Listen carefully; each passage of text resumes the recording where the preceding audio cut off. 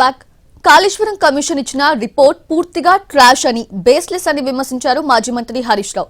ఏది ట్రాషో ఏది బేస్లెస్సో అందరికీ అర్థమవుతోందన్నారు మంత్రి పొంగులేటి. వారికి అనుకూలంగా ఇవ్వలేదని ట్రాష్ అంటున్నారని కౌంటర్ ఇచ్చారు. ఆ రిపోర్ట్ పూర్తిగా ట్రాష్, బేస్లెస్ ఎలిగేషన్స్. ఒక ముఖ్యమంత్రి గారు ఒక ప్రాజెక్టును రివ్యూ చేయడం ఆయన బాధ్యత. అది రాజకీయ జోక్యం ఎట్లయితుంది? అది రాజకీయ జోక్యం అనరు.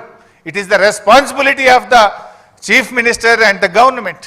ఈ రిపోర్ట్ను చూస్తూ ఉంటే మరి అదైతే పూర్తిగా ట్రాష్ లాగా ఉంది, బేస్లెస్ లాగా ఉంది. ఏది బేస్లెస్సో ఏదో ట్రాషో, ఏది నిజమో ఏది అబద్ధమో నీ నోటితో నువ్వే అంటివి. కాళేశ్వరం కట్టిన దానికి కర్త కర్మ క్రియ అంతా మా మామే అని చెప్తివి.